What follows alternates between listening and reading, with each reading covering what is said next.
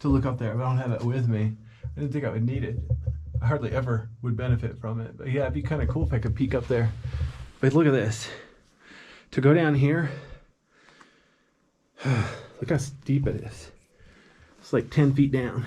There's plenty of traction. I'm not worried about slipping, but the ceiling is low. So I have to watch my feet and my head at the same time. It's going to be a little bit of work. So I won't be standing. I'll be kind of leaning funny. Wow. Boy, it's been a long time since I did this cave. So I don't remember this part at all. Of course, this is the hard part of the cave too. Most of these caves I've done like 3 times max, 3 or 4 times. So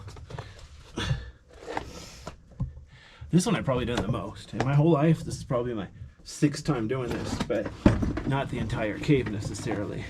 Sometimes I take it easy, just to the easy part. Okay. Wow. So here's the big tube. I wouldn't call this the main tube, but that's the way I could have come if I wasn't feeling ambitious to do the hard part. But here I am. Wow.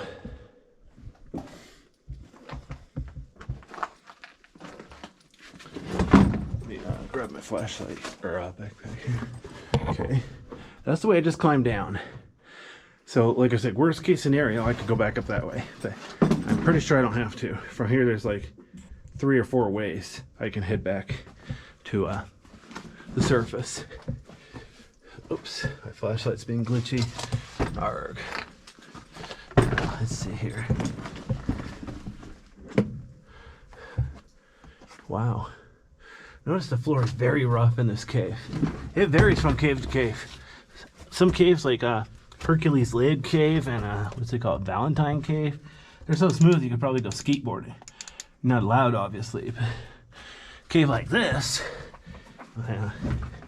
even if the ceiling was higher, it'd be a bit tricky to just walk. You definitely need to watch your feet, especially if you're, prone to hurting your ankles or anything like that. Wear high top boots or something.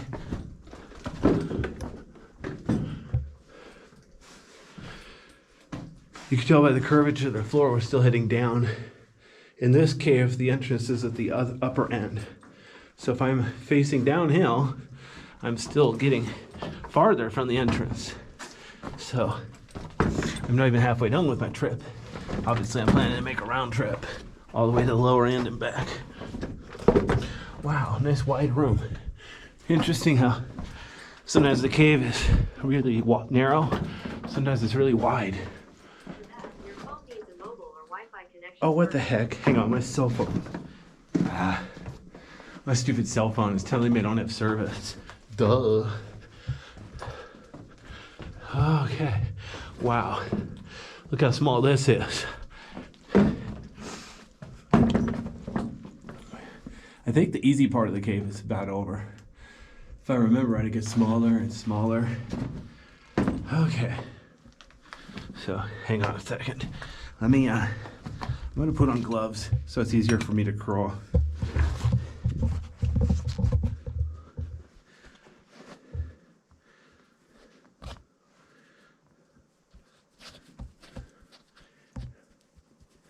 Unfortunately, my gloves got a little bit wet back there by the elephant's rump.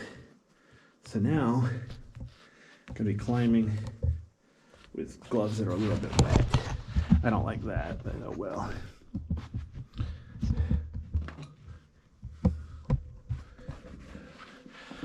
Okay, at least my knee pads are behaving. Both my knee pads are on my knees. That's a lot to ask these days, unfortunately.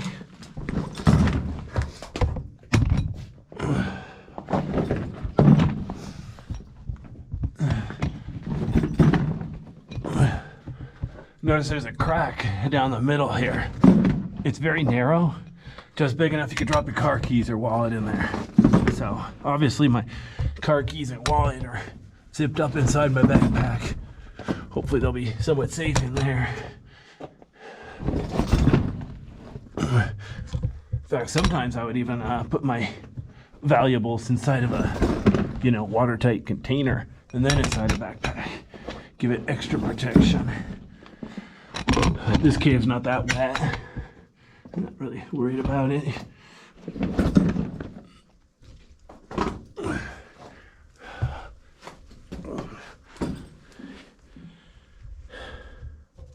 Alright, let's see if I can pan up just a bit.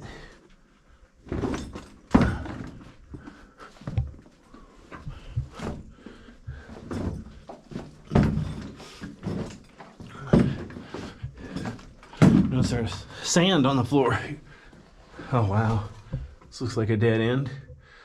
Huh, let me crawl over just a bit to make sure I don't miss anything important. Yeah, obviously a dead end. Alrighty then. Good to know. I like to explore every little nook and cranny because it helps me understand the map better too. So if I do have to cheat and look at the map, I'll know, okay, am I next to a side passage or a dead end or what? This cave is a lot like a maze. It's got dozens of intersections. Some are dead ends, many are not. So it helps to be able to tell them apart. One way to tell them apart is, of course, the ceiling height. Back near the entrance, the main tube was like 20 feet tall. Here, ahead, it's like 3 feet tall or less. It's pretty small. Wow.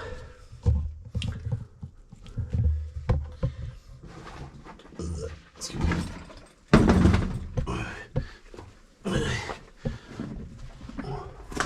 Oh wow. I think I found the end of the cave. On one hand, I'm relieved. On the other hand, I'm kind of disappointed. It's like, is that all? I was expecting a big, I don't know, celebration or something.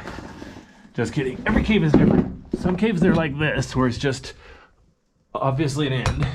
In other caves, it's a big jagged room, and it makes you wonder, okay, what's behind the rocks there? But the cool part is, looks like there's enough room to stand up here. After crawling like a baby for a while, standing up is a vacation. Okay, obviously, I can't fit through there. Let me do this real quick. Yeah, not going in there. Oh, wow. Look at this. Round 2, fight. I'm gonna get my backpack here.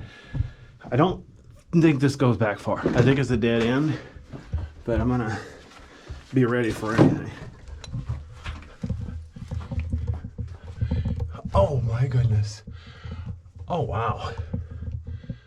Oh wow. Hang on. I need to pause the video so I can look at the map. It looks like it goes back a ways. I want to see if it's going to be worth trying to get up there. Honestly, I think it might be too hard for me. Let me come back here, show you this again. I have to watch. Okay. So you see, it's almost perfect to climb up there. There's plenty of tractions. It's about 8 feet tall. So I think physically I could get up there. So I'm going to pause the video and see if it looks like it'll be worth it or not.